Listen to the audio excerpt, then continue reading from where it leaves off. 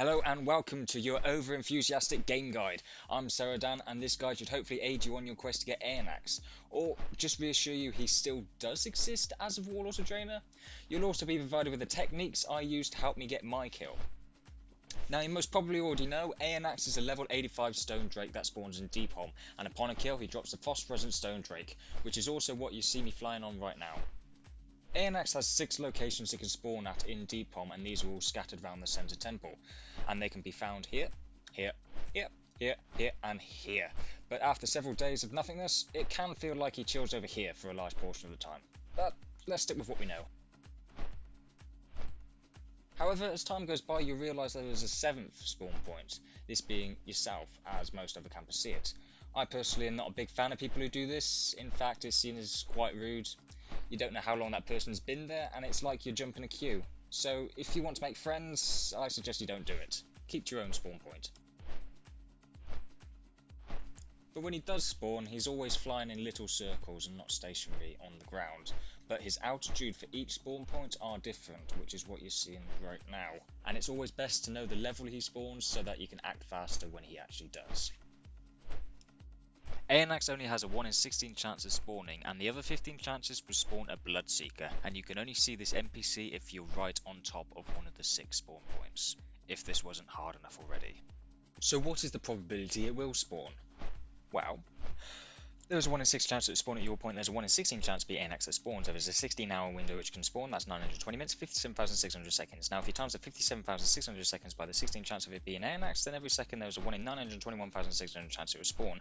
But take into account that you're only one of his points, let's times 921,600 by 6, and that makes a 1 in 5,529,600 chance it will spawn on you every second. But dividing that all into a more friendly figure, you only really have to wait around for 64 days. Whew.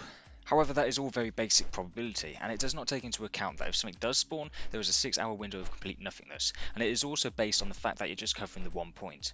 But again, it's all down to luck. It may spawn in the first 6 hours after reset, or it may not even spawn at all during the whole week. That's what makes it so fun. But who's to say that you're going to be the one to get him if he does spawn? There are several people there all the time. You may not be able to see them, but they're there.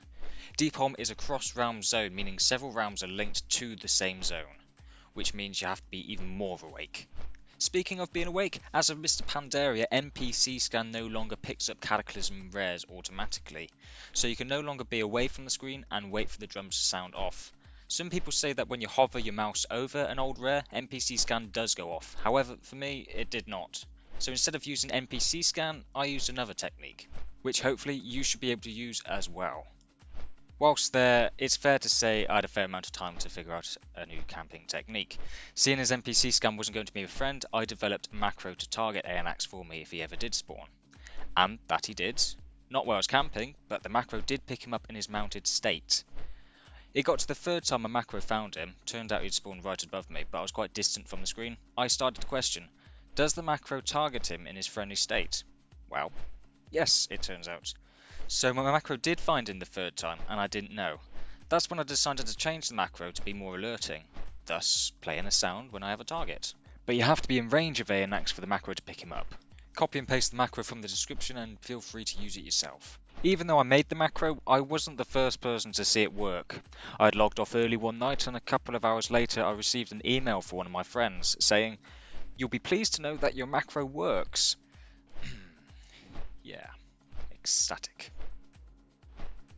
However, 5 days after the email, my macro struck gold, and in the form of a big flying stone drake.